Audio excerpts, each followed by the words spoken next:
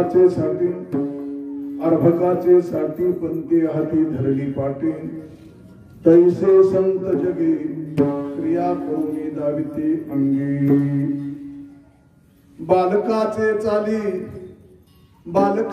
चाली माता जामुनी पाऊल घाली तैसे संत जगी क्रिया करून दाविते अंगी तुका म्हणे नाव जनासाठी उदकी ठाव तैसे संत जगी क्रिया करून दाविते अंगी पांडुरंगा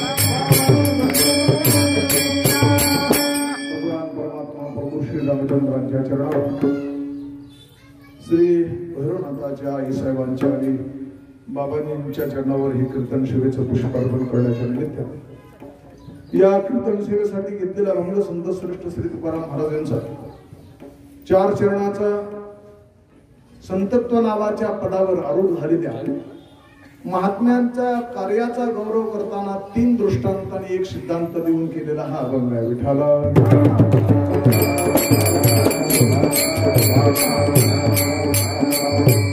या अभंगामध्ये 3 दृष्टांत आणि सिद्धांत एकच आहे. या अभंगाची सुरुवात दृष्टांताने झालेली आहे. या अभंगाचा सरळ अर्थ असा आहे की त्या साधू संतांचं कार्य वर्णन करीत असताना असं म्हणतात की जसा एखादा शिक्षक जो आहे गुरुजी जसा आहे आपल्या हातामध्ये पाटी घेतो आणि लहान असणारा अर्भक जो मुलगा आहे त्याला तो प्रत्यक्ष सगळं लिहून दाखवतो, त्याचा हातात हात घेतो आणि त्याला तो शिकवतो. हे जे गुरुजींचं कार्य आहे ते संतांचं कार्य असल्यामुळे दुसऱ्या चरणात असं म्हणतात तैसे संत जगी क्रिया करून दाविती अंगी. तसं संत करतात. कसं? त्या गुरुजी सारखं. दुसरं चरण त्याप्रमाणे असं सांगितलेलं आहे. कोणत्याप्रमाणे? तिसऱ्या चरणावर राहून. तिसरं चरण काय आहे? तिसऱ्या चरणामध्ये म्हणतात की साधकाचा जेवढा अधिकार आहे तेवढाच अधिकाराचा उपदेश करण्याची कला संतांच्या ठिकाणी आहे.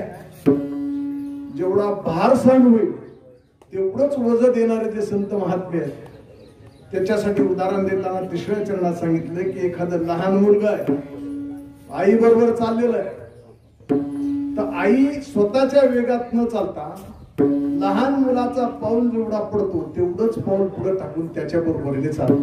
तैसे संत जगी तसंच संत महात्मे करतात. हे सगळी उदाहरणं कमी पडत असल्याचं संत श्रेष्ठ श्री तुकाराम महाराजांना जाणवल्यामुळे संतांचं सगळ्यात मोठं कार्य देताना शेवटच्या चरणात सांगितलं की नावेसारखं संतांचं कार्य आहे. म्हणून शेवटच्या चरणाचा विषय आपल्या पुढे मांडताना तुकाराम महाराज असं म्हणतात तुका म्हणे नाव जनासाठी उदकी ठाव. नाव जशी पाण्यामध्ये तिला स्वतःला तरून जाण्यासाठी नसते तर जनासाठी उदकी ठाव. लोकांना तारून नेण्यासाठी ती नाव असते. या पद्धतीनं सामान्य माणसाचा उद्धार करण्यासाठी संत महात्म्याचा अवतार होतो.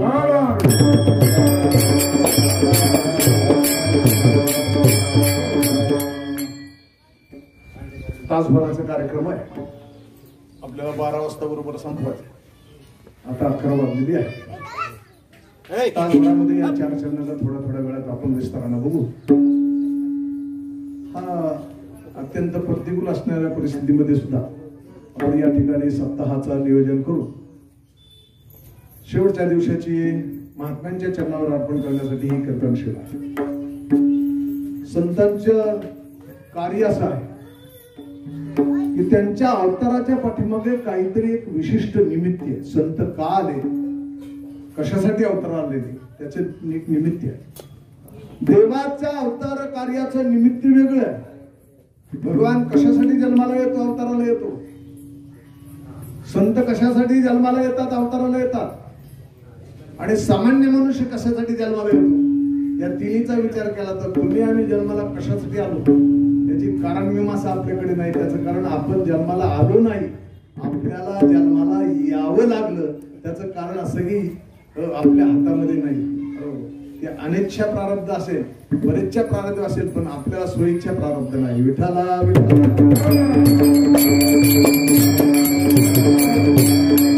जन्माला आलो नाही, आपल्याला यावं लागलं. अगा कर्मेची माऊली म्हणतात कर्म शिल्लक राहिलेली आहे, ती सुखदुःखाच्या रूपानं भोगण्यासाठी तुम्हाला मला पुन्हा पुन्हा जन्माला यावं. आपल्याला काय आत्ताच जन्म आलाय असं नाही.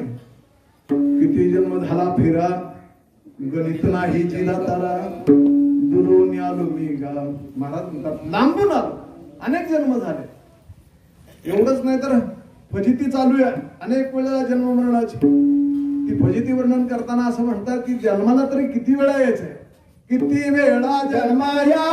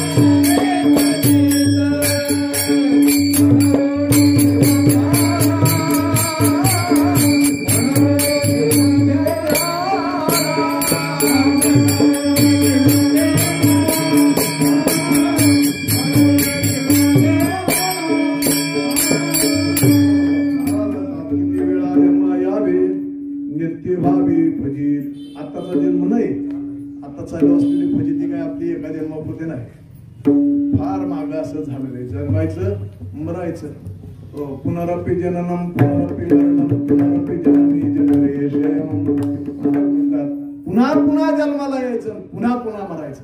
या दोन्ही गोष्टी सोप्या नाहीत, लक्षात ठेवा. फार अवघड गोष्ट आहे, आपल्या हातातली गोष्ट नाही. जन्माला कधी यायचं आपल्या हातात नाही, मरायचं तरी आपल्या हातात नाही.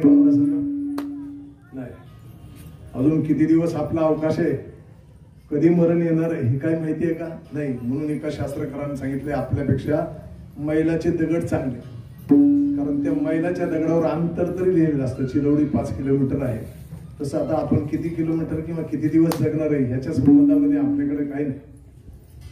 पुढच्या क्षणाला काय माहित नाही. महाराज म्हणतात बाबा कुडीतून प्राण निघून जात असताना हजारो इंगळ्या चावल्यासारखं दुःख होतं, मरताना हे हाल आहे. आणि जन्मताना हाल कोणते? जन्माचे हाल. आणि कुठे आपण राहतो जन्माच्या पूर्वी त्याचा विचार शास्त्रात सांगितला. त्याने सांगितलं बाबा अरे नाका तोंडामध्ये कुर्मीकिडे जातात, विष्ठेच्या दाथरामध्ये पचावं लागतं, 9 मास आईच्या उदरामध्ये उकडावं लागतं, आणि मग कधीतरी ते बालक जन्माला येतो. त्या किती त्रास आहे, तो त्रास वर्णन करताना साधू संतांनी वर्णन केला. काय सांगू गर्भी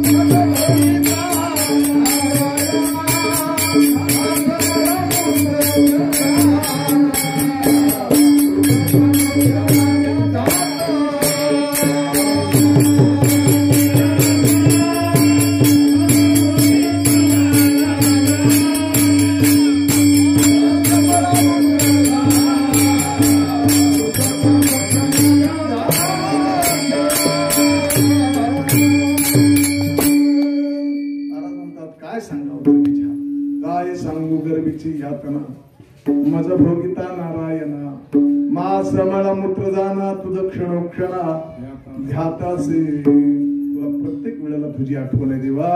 इथून एकदा आम्हाला एक वेळ सोडा. देवाची प्रार्थना गर्भदशेमध्ये केल्यावर जीव जन्माला आला. जीवानं वचन दिलेलं होतं की देवा याच्यातनं एक वेळेला बाहेर काढा. म्हणजे बाहेर आल्यावर काय करेल. आठवीन पाय हा माझा नवस तुझे रात्रंदिवस पाय आठवील स्मरण करेल असं म्हणून आपण जन्माला वचन देऊन आलो. पण वचन भ्रष्ट असणारे आपली सगळी माणसं देवाला विसरतात. आणि विसरल्यानंतर हे साधू संतांना बघवत नाही. त्यांना फार त्रास होतो. ज्या कामासाठी हा जीव देवानं आणि जन्माला घातलेला आहे देवे दिला देह वजना ते सगळं विसरले. आणि विसरल्यावर नुकसान मोठे. विसरली त्या थोडं झाली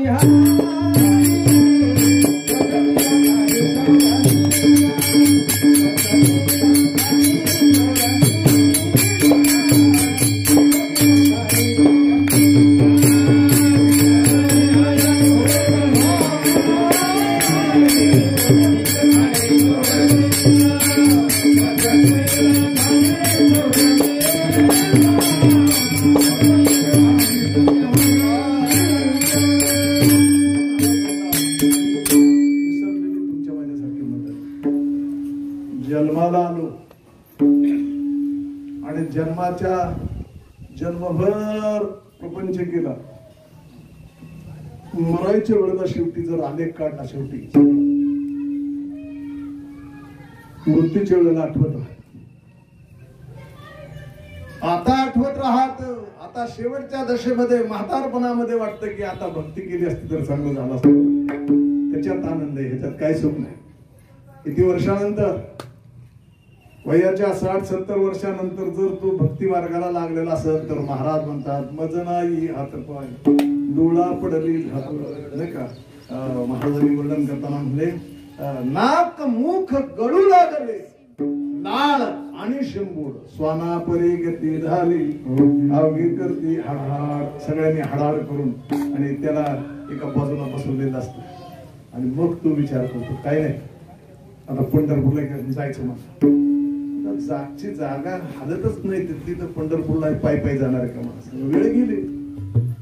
वेळ गेली प्रपंचाची वेळ निष्ठून जात असते. वेळ गेल्यावर काहीच उपयोग नाही. एखाद्या माणसाला चांगली सुंदर सुपारी भाजकी आणून दिली 70 वर्षाच्या माणसाला दिली खा बाबा पण तो खाल्ली असते बरं का मला खूप आवडतं पण काय करावं जातच नाही. गेली वेळ संपला विषय. विषयाचा भोग घेता येत नाही परमार्थ करता येत नाही. एखाद्या माणसाने 80व्या वर्षी असं ठरवलं की 2 मजली इमारत बांधायची बा 3 मजली चांगली मोठी. 3 मजली 80व्या वर्षी जर इमारत बांधायची झाली तर प्रथम वर्ष श्राद्ध वास्तुशांती एकाच दिवशी नाही. वेळ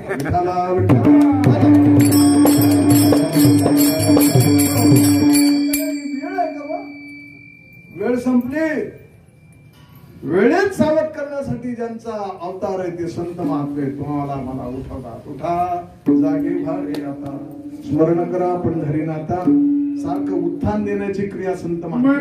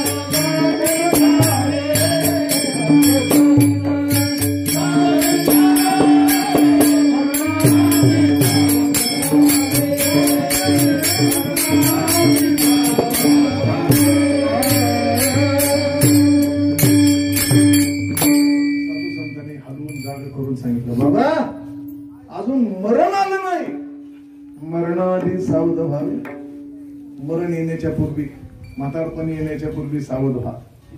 अन्यथा सावध न झालेली माणसं महाराज म्हणतात आमच्या जीवनाकडे बघा. आम्ही पाठीमागून वळून पाहिलं सिंहावलोकन केलं की कसं जीवन जगलं तर महाराज म्हणतात आमच्या जीवनाबद्दल आम्हाला स्वतःला कौतुक वाटतं. कौतुक वाटते झाली आम्ही चाचे नाम मंगळाचे जे कौतुक वाटतं. जीवन जगल्याचं कौतुक वाटतं. आता आपलं कसं विचार करा नाही का, फार आपल्याला उलगडून सांगायची गरज नाही.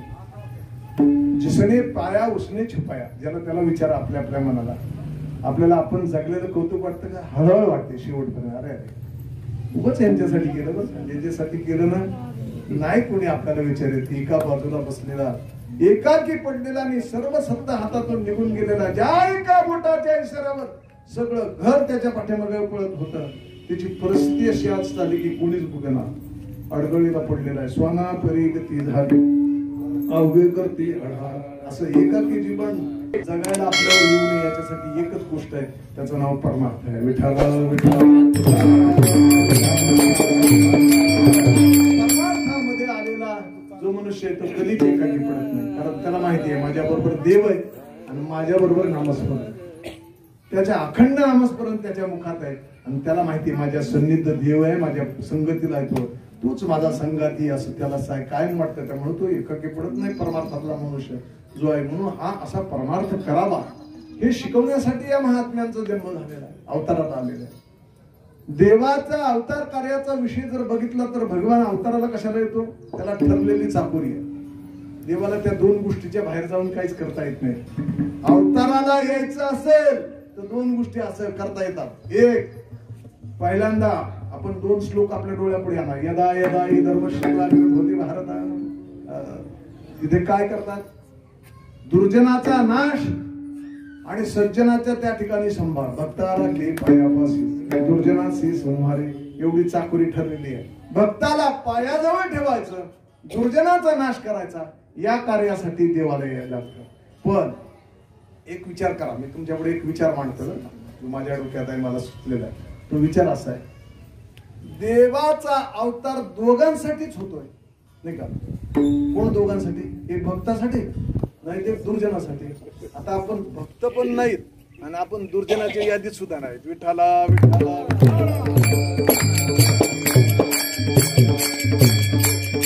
असली मधला जो वर्ग आहे ना, त्या वर्गाचा विचार करायला पाहिजे का नको? मला सांगा, देव कोणासाठी येतो? एक तर भक्तासाठी. देव कोणासाठी येतो? दुर्जनासाठी. दुर्जनाचा संहार भक्तांना सांभाळ करण्यासाठी येतो. मग काही मंडळी, आपण जी मंडळी आहेत, आपल्याला भक्त म्हणता येतं का वगैरे? आपण भक्ताच्या यादीत बसतो. भक्ताच्या यादीत बसण्यासाठी ज्या ज्या कसोटी दिल्यात त्या आपल्या अपूर्ण आहेत. भक्त कशाला म्हणावं?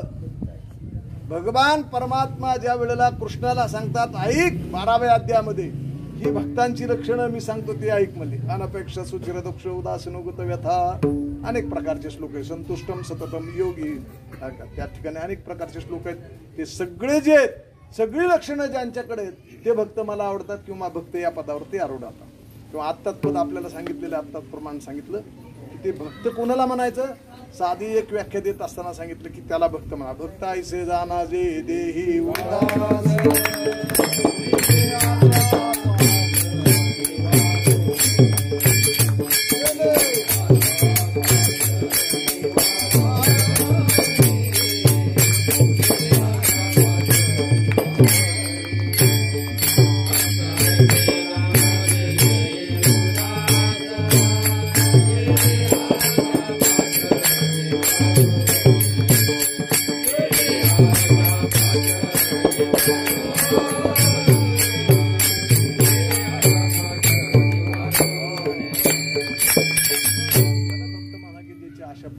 निवरून गेले. आता तुमची माझी आशा सुटली का? विचार करा.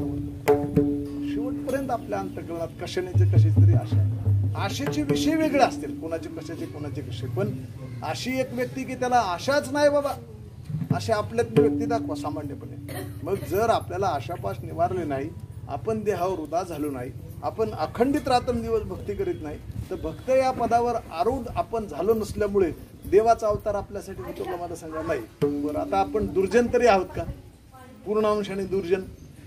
रावणा इतके, कंसा इतके, ह्याचे सगळे पाप आपल्याकडून झाले नसल्यामुळे आपण तेवढे दुर्जन नाही की त्या दुर्जनासाठी अवतार देवाने घ्यावा म्हणून आपला अवतार व्हावा.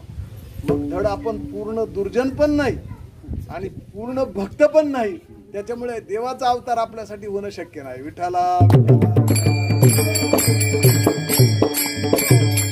मधल्या लोकांचा विचार कोणी करायचा आहे की जो पूर्ण दुर्जन पण नाही पूर्ण सज्जन नाही. या मधल्या लोकांचा विचार आहे की तो विचार केला. त्यांचं नाव आहे संत महात्मे. संत महात्मे अशा मंडळींचा उद्धार करण्यासाठी येतात. उद्धाराया जड जीवा यांचा उद्धार करण्यासाठी आणि त्या ठिकाणी संत महात्म्याला अवताराला यावं लागतं. किंबहुना ज्या ज्ञानाची जीवन जगताना गरज आहे ते ज्ञान जे आहे ते ज्ञान देण्यासाठी संतांना अवताराला यावं लागतं. किंबहुना स्वस्वरूपाची जाणीव द्या. आणि म्हणून साधू संतांचा अवतार जो आहे तो केवळ कुणासाठी आहे, तो तुमच्या माझ्यासारख्या सामान्य माणसासाठी की जो भक्त पदावर आरूढ नाही आणि पूर्णपणे दुर्जन सुद्धा नाही, त्याच्यासाठी साधू संत अवतार घेऊन आणि त्याला शिकवतात. मग ती शिकवण्याची जी पद्धत आहे ती पद्धत सांगत असताना महाराजांनी सांगितलं तुम्हाला कसं कळणार. साध्या सोप्या भाषेमध्ये दृष्टांत देऊन सांगतो की संत कशी शिकवतात. ती शिकवण्याची पद्धत काय आहे ही पद्धत सांगत असताना अभंगाच्या पहिल्या चरणात महाराज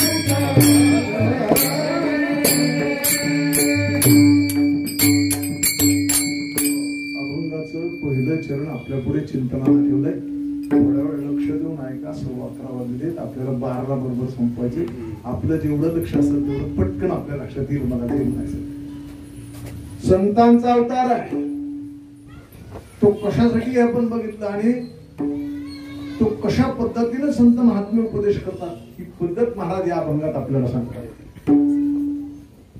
देवाला देवपणामध्ये जे कार्य करता येत नाही तोच भगवान देवपद सोडून संतत्वपदाला आरूढ होतो, संतत्वपदावर येतो. तोच भगवान आहे पण देवपणात त्याला करता येत नाही. देवपणामध्ये त्याला मर्यादा आहे. त्या मर्यादा सगळ्या सांभाळाव्या लागतात. म्हणून देवपणामध्ये जी कार्य करता येत नाही तोच देव आला संताच्या रूपानं. मग देवते संत देवते संत निमित्त त्या किंवा अनेक साधू संतांच्या संबंधामध्ये आपण संत श्रेष्ठ तुकाराम महाराज कोण होते याचा विचार केला तर रामेश्वर भट्टाने सांगितलं म्हणे रामेश्वर भट्ट तुझ्या तुका विष्णू नाही तुझा. तुकाराम महाराज आणि विष्णू वेगळे नाही. महाविष्णूचा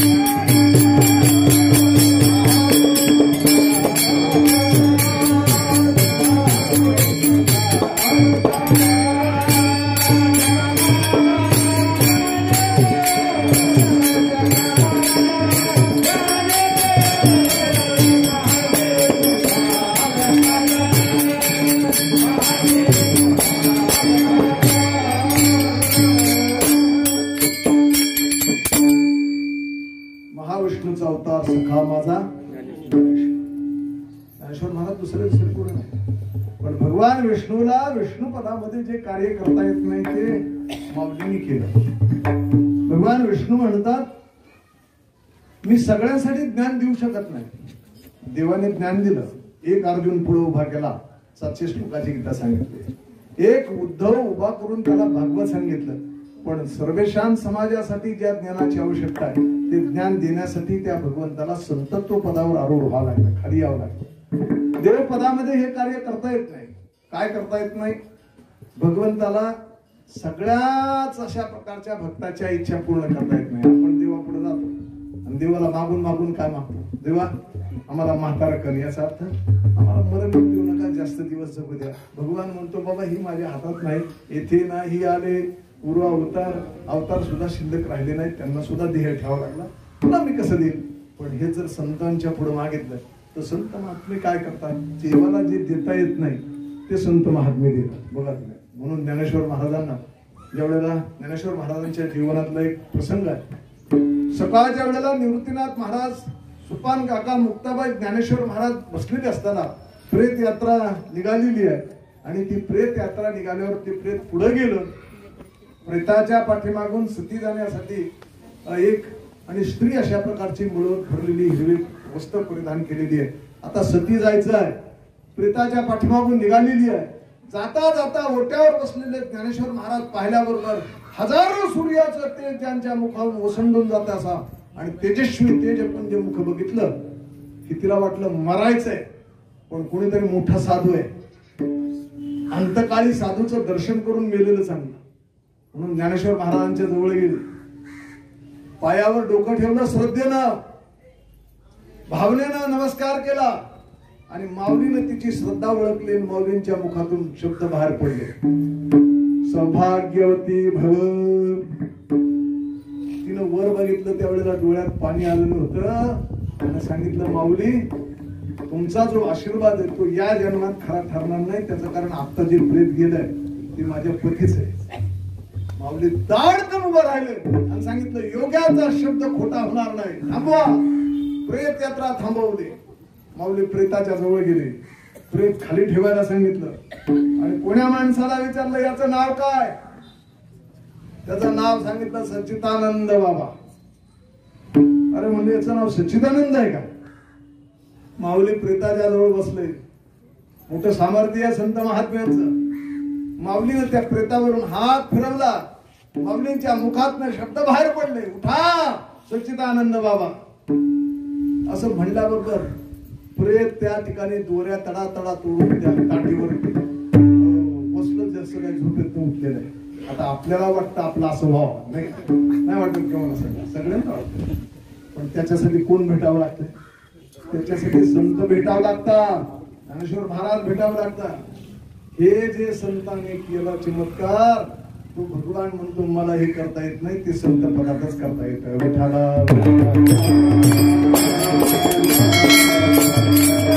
सामान्य माणसाला जे पाहिजे ते संत देतात. मग संत देतात म्हणजे काय देतात? सगळंच देतात. तुम्ही जे मागाल ते मला मर्यादा आहे, देव प्रपंचात देत नाही. तू म्हणता रे ते नाशिक त्याचा काय उपयोग आहे? पण संत महात्मा म्हणतात चांगला प्रपंच, सुखानं प्रपंच कर, सुखी करावा संसार सुखानं कर आणि प्रपंच करता करता आणि परमार्थ करावा असा उपदेश करणारे संत महात्मे प्रपंच सुद्धा. म्हणून माऊलींची बोली आहे, जयाचे ऐक धड नाही, तयाचे पारत्रे पुससी नाही. ऐहिक जीवन ज्याचं चांगलं नाही त्याचं पारलौकिक जीवन चांगलं कसं होईल? म्हणून अगोदर ऐहिक जीवनाकडे सुद्धा संत महात्मा लक्ष देतो आणि संत महात्मा म्हणतो जा जे जेवानशील ही भाषा कोणाची आहे? माऊलींची आहे. ही भाषा संतांची आहे. जे जे तुम्हाला पाहिजे ते ते देणारा संत महात्मा असल्यामुळे संतांचा अवतार याच्यासाठी आहे महाराज. आणि म्हणून तो अवतार आपल्याला झाल्यावर एकच काम करतो, आपल्याला शिकवतो. आपल्याला शिकवण्याची गरज आहे का? काही माणसं म्हणतात आम्हाला गरज नाही, आम्ही फार पुस्तकं शिकलो, आमच्याकडे डबल टिबल MD फारशे डिग्री आहे सगळ्या. त्या डिग्र्याचा काय उपयोग नाही बरं का. त्याचं कारण हे पुस्तकी ज्ञान आहे. जे पुस्तकी ज्ञान ईदभर पोट भरण्याच्या लायकीचं नाही, ती एकांगी आहे. एकांगी म्हणजे एका क्षेत्रातले. बघा तुम्ही इंजिनिअरला डॉक्टरच्या क्षेत्रातलं काही कळणार नाही आणि डॉक्टरला इंजिनिअरच्या क्षेत्रातलं काही कळणार नाही. एकांगी झालं, एकाच बाजूने झालं. हे फक्त ईदभर पोटाला. म्हणून तर बघा तुम्ही काही आक्षेप आहे शिक्षणाला लावलेले. जे शिक्षण तुमचं इतभर पोट भरण्याच्या पात्रतेचं होत नाही ते खऱ्या अर्थानं शिक्षणाला सुशब्द लावूच नका, सुशिक्षित म्हणू नका, फक्त शिक्षित म्हणा. आता सुशिक्षित म्हणला की प्रॉब्लेम असा होतो की हे कोण आहे म्हणजे हे सुशिक्षित आहे. मग सध्या काय करतात, एकच उत्तर आहे त्याला, पुढे जोडलं शब्द बेकार. आता प्रश्न असा आहे, सुशिक्षित बेकार राहायला कसा आणि बेकार सुशिक्षित झाला कसा, हा मोठा प्रश्न आहे. विठाला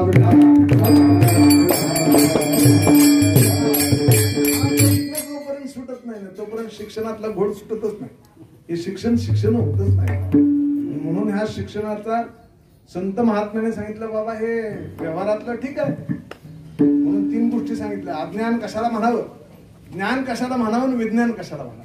3 गोष्टीचा विचार माऊली करीत असताना एका शब्दात एका वाक्यात माऊलींनी सांगितलं, याला अज्ञान म्हणा, याला विज्ञान म्हणा आणि याला ज्ञान म्हणा. कशा कशाला त्यांनी सांगितलं, ज्ञान याला म्हणा की ज्यानं देव कळतो ते ज्ञान आहे. विज्ञान याला म्हणा ज्यानं प्रपंच कळतो प्रपंचालाच खरं म्हणतो त्याला विज्ञान म्हणा. आणि ज्यानं प्रपंच कळत नाही आणि ज्यानं देव पण कळत नाही त्याला अज्ञान म्हणा. विठाला ज्ञानी जो वर्ग आहे तो संतांच्या दृष्टीनं आणि उपदेशाला योग्य असल्या कारणानं तुमच्या माझ्यासारखा अज्ञानी जीव संतांच्या पुढे आहे की त्याला एका ज्ञानाची गरज आहे. तुम्हाला मला ज्ञानाची गरज आहे. आपल्याला ज्ञान नाही, आपलं जे दुःख आहे ना ते दुःख फक्त एकाच कारणाने आहे, फक्त अज्ञान. अज्ञानामुळे दुःख आहे. जर ज्ञान झालं तर दुःख होण्याचं कारणच नाही. त्याचं कारण असं की आपलं सगळं दुःख अज्ञानामुळे. अज्ञानामुळं महत्वाच्या 2 गोष्टी होतात. एक, आपल्याला ज्या 2 गोष्टी त्रासदायक आणि दुःखाला कारणीभूत आहेत त्याच्यात अज्ञानामुळं स्वतःच्या देहाला तो मी म्हणतो आणि देहाच्या अनुषंगाने निर्माण झालेल्या सगळ्या गोष्टी माझं म्हणतो म्हणून त्याला दुःख आहे. विठाला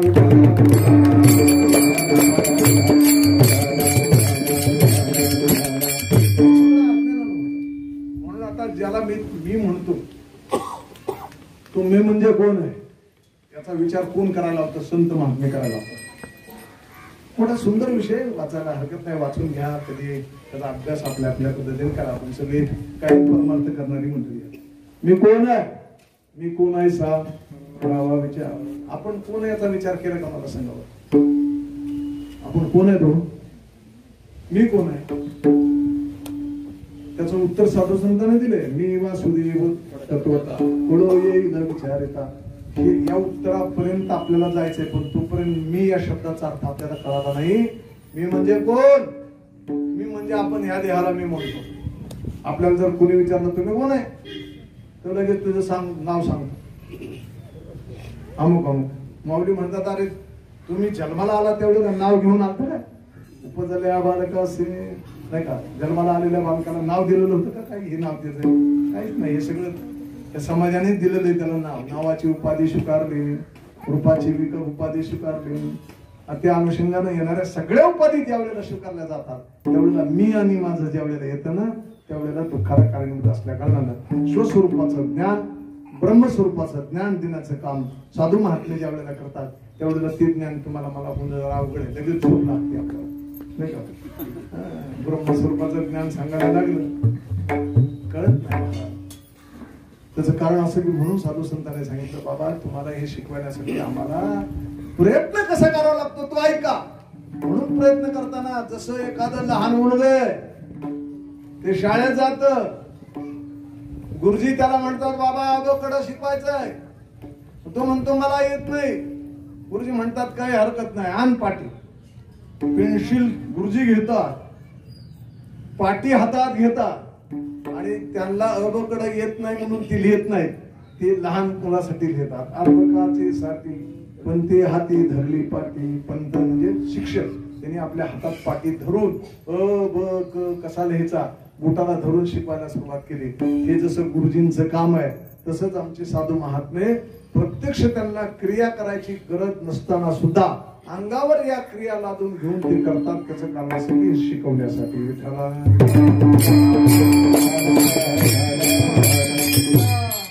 संत महात्म्याला हे करायची गरज नाही. हा पंत म्हणजे शिक्षक आहे. त्या शिक्षकाला काय गरज आहे मला सांगा बरं, बकड करायची काय गरज आहे, त्याला येतच ते.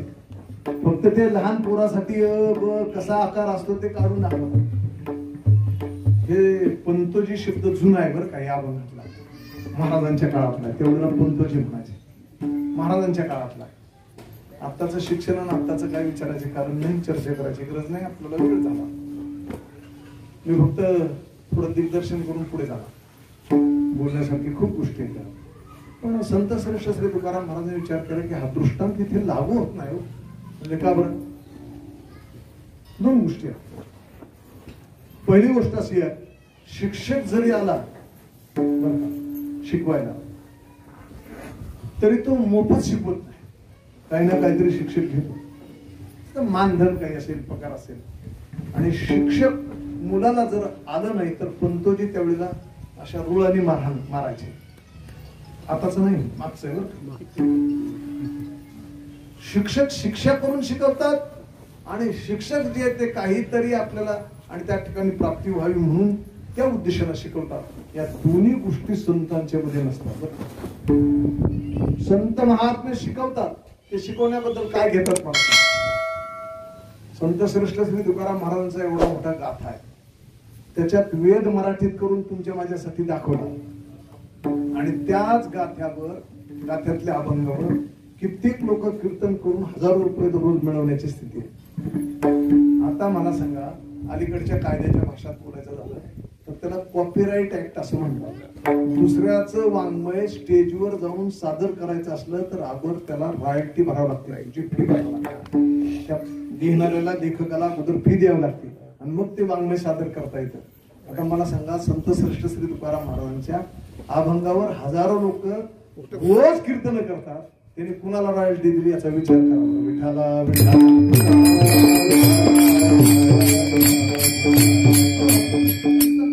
नाही. त्याचं कारण असं की पंतोजी काहीतरी घेऊन शिकवतात, पण साधू संत तसं नाहीत का? त्याचं कारण असं की त्यांच्या अंतःकरणात बुडणाऱ्या माणसाच्या बद्दल कळबळ आहे.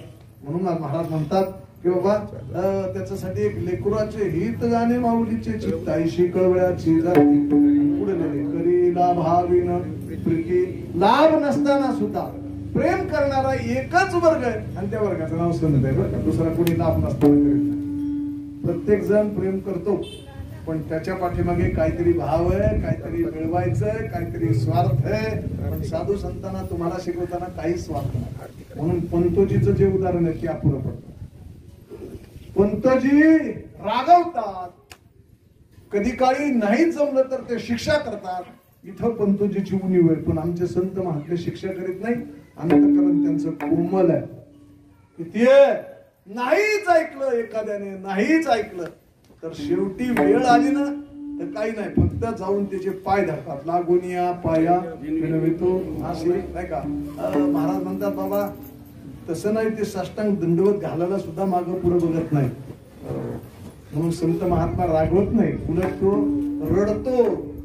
ते म्हणतात दास डोंगरी राहतो, चिंता विश्वाची करतो. सगळ्या विश्वाची चिंता त्यांच्या अंतःकरणात आहे. समाजाच्या सर्वांच्या दुःखासाठी रडणारा एकच वर्ग आहे आणि त्यांचं नाव संत आहे बरं का. म्हणून असं म्हणतात, संत दुःखी होतात समाजासाठी, ते ढसाढसा रडतात समाजासाठी. आणि महात्मे जे काम करतात ते हेच करतात, समाजाला शिकवण्याचंच फक्त जीवनामध्ये काम करतात. अन्यथा त्यांच्याकडे दुसरं काम काहीच नाही. काय काम घेऊन आले एवढंच, आयुष्यभर हेच केलं. आणि म्हणून साधू संत शिक्षा तर करीतच नाही, उलट ते आणि आपल्या पायाशी लावतात. विनवितो सकळा जना करजोडी थोराला, कर जोडायचे, हात जोडायचे, लहान थोराला नमस्कार करायचा. बाबा ऐक ना माझं, नको असं करू, तुझ्या जीवनाची हानी आहे बा, त्रास होईल पुढे, तुला 84 लक्ष खाणीत पचावं लागेल, तुझं नुकसान होणार आहे, दुःख प्राप्त होत आहे. म्हणून तू काहीतरी ज्ञान घे. याच्यासाठी अर्भकाला लहान अशा प्रकारच्या तुमच्या माझ्यासारख्या संतांच्या जीवनाच्या दृष्टीने विचार केला तर आपण त्यांच्या पुढे खूप लहान आहे, बारकासारखी आहे. आणि म्हणून साधू महात्म्याने तुमच्या माझ्यावर उपकार करताना अर्भकाचे साठी पंते हाती धरली पाठी या आणि या उपमामध्ये, या दृष्टांतामध्ये थोडीशी उणीव वाटते. म्हणून ती उणीव काढण्यासाठी महाराजांनी अभंगाचं 3रं चरण जे आहे त्या 3ऱ्या चरणामध्ये बालकाचे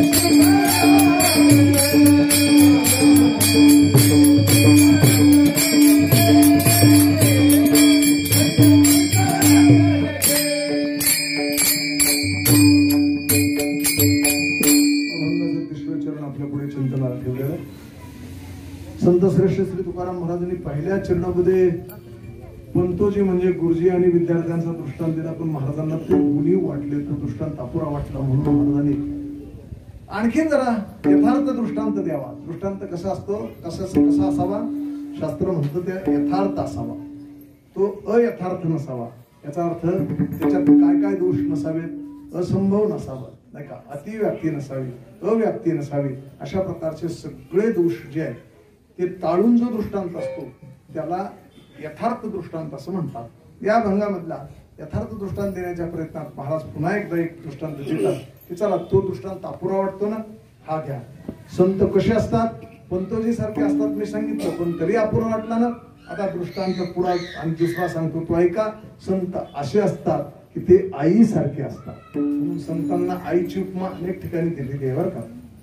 संतांना माऊलीच म्हणलं बरं का. म्हणून बघा आळंदीला आपण गेलो तर आपण आळंदीला दुसरा आपल्याकडे शब्दच नसतो, माऊली माऊली असा शब्द आहे. माऊलींच्या समाधीच्या स्थळावर नमस्कार करत असताना ज्या वेळेला डोकं ठेवलं त्यावेळेला ती भावना जी असते ती माऊली आहे, सगळ्या जगाची माऊली आहे. आणि म्हणून आईची भूमिका संत महात्मे आणि त्या ठिकाणी पार पाडतात.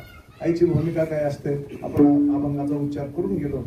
आईशी कळवळ्याची जाते करीला भाग पोटी भारवा हे त्याचे सर्वस्व हे साहे. महाराज म्हणतात असा आणि अंतःकरणात कळवळ असणारा आणि जो आहे ना ती आई आहे बरं का. ज्या ज्या मंडळींना आईचं सुख लाभलेलं आहे ती मंडळी भाग्यवान बरं का. महाराज आईच्या आई इतकं प्रेम करणारा जगात दुसरी व्यक्ती नाही.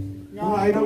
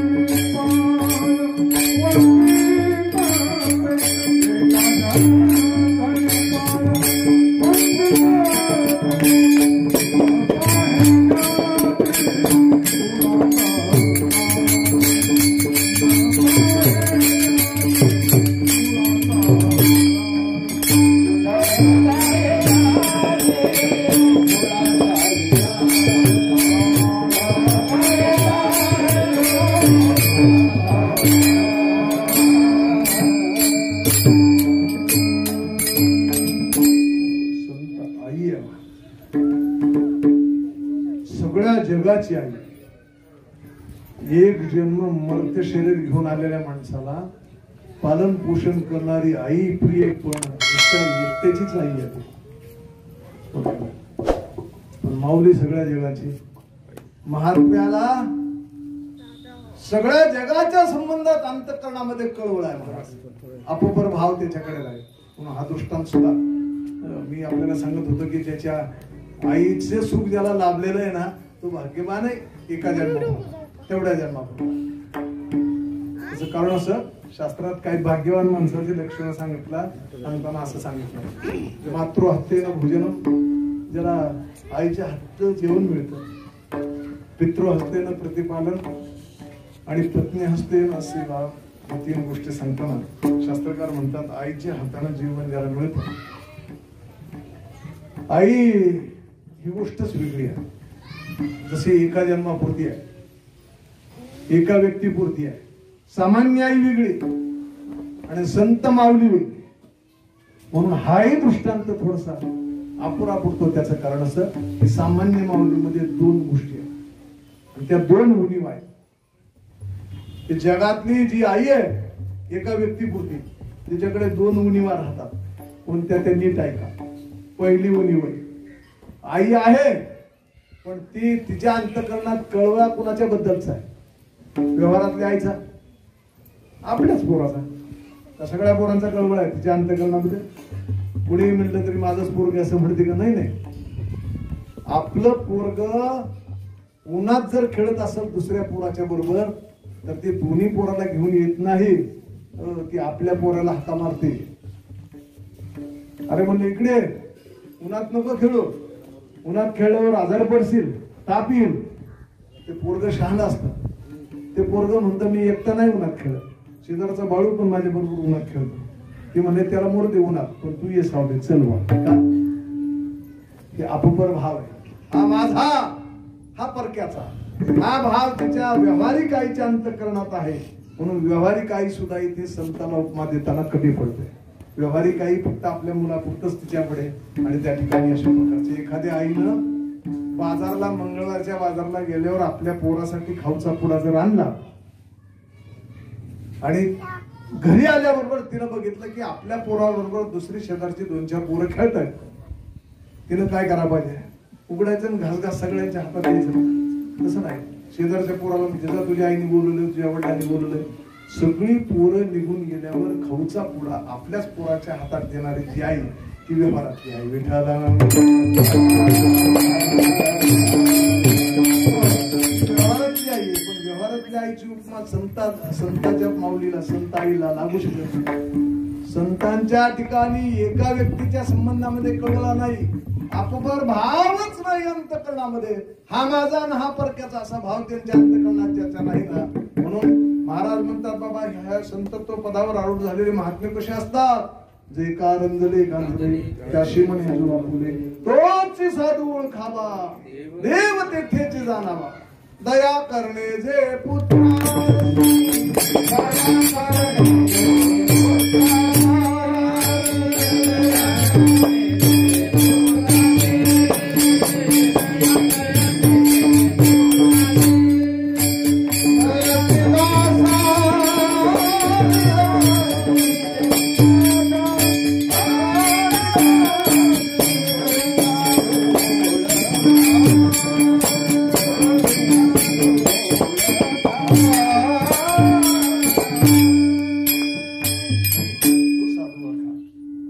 दया करणे जे पुत्राशी तेच दासा आणि दासी. हा माझा हा परक्याचा भाव त्यांच्याकडे नसतो.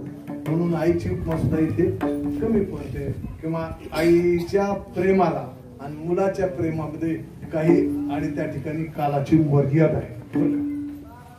मुलाचं प्रेम सततच आईवर राहतं, आईचं प्रेम मुलावर राहतं असं नाही. कारण मुलगा आईवर प्रेम करतो, पत्राला धरून आई आई करतो, पण कुठपर्यंत वा नाही का, हे सगळ्याला व्यवहारातल्या गोष्टी माहिती आहे. एकदा का त्याचे 2चे 4 हात झाले की मग तू म्हणतो आई तुला काहीच कळत नाही, जरा गप्प बसायचं शिक नाही का. का बरं? हे व्यवहारातलं नातं आईचं मर्यादित काळापुरतं आहे आणि मर्यादित व्यक्तीपुरतं आहे. पण साधू संतांचं नातं जे मर्यादित नाही, मर्यादित काळापुरतं नाही आणि मर्यादित व्यक्तीपुरतं नसल्यामुळे महाराज म्हणतात हाही दृष्टांत जर कमी पडला ना तर अजून एक दृष्टांत सांगतो अभंगाच्या शेवटच्या. नाव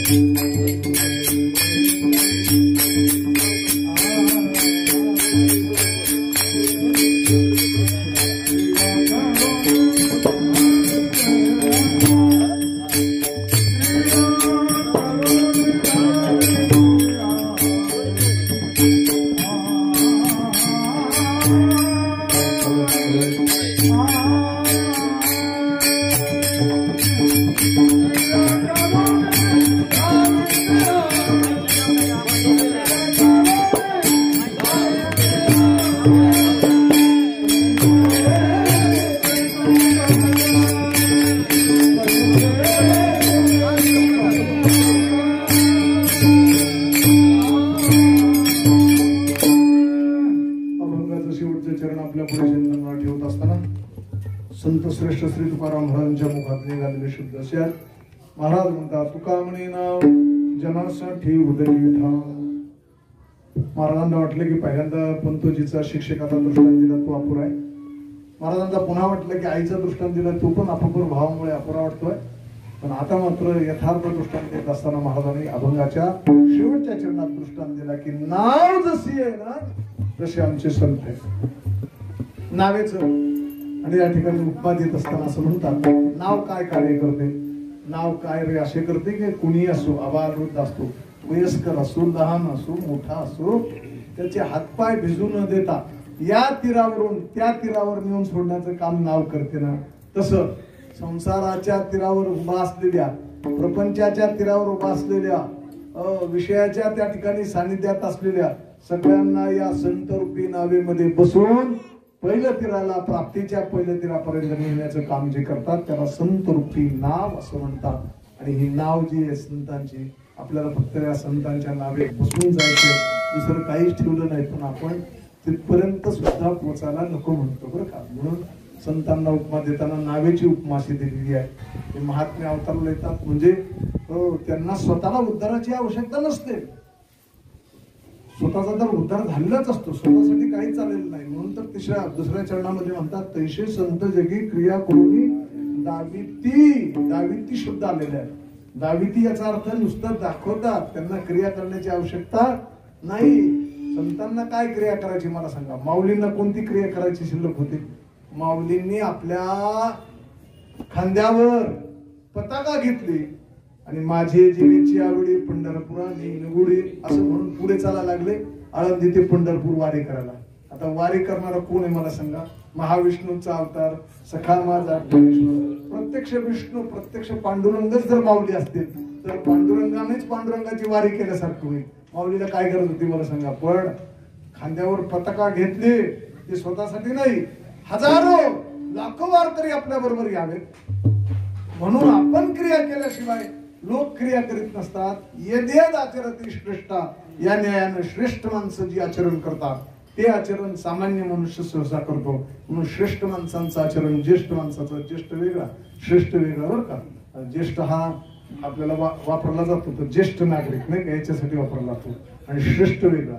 म्हणून कधी कधी ज्येष्ठ असलेलं श्रेष्ठ असतो असं नाही, पण श्रेष्ठ असलेलं ज्येष्ठ असू शकतो बरं का.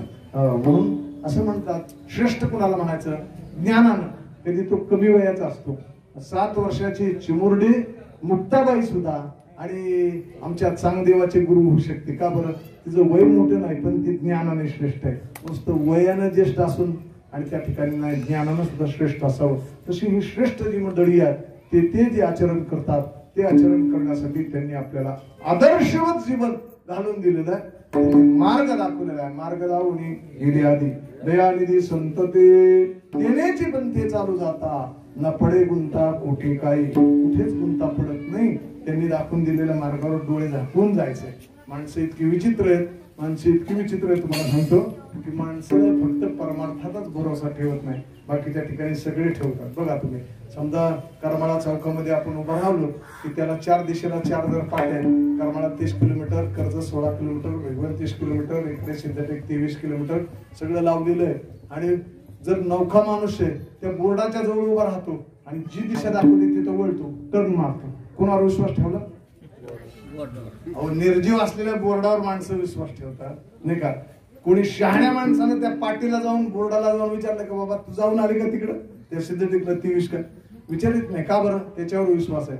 मग त्याच्यावर विश्वास असा आहे ना तसं संतांनी जे पद दाखवलेलं आहे संतांनी जो रस्ता दाखवलेला आहे त्या रस्त्यानं डोळे झाकून जावं. माणसं फक्त परमार्थाचाच शंका घेतात नाही का.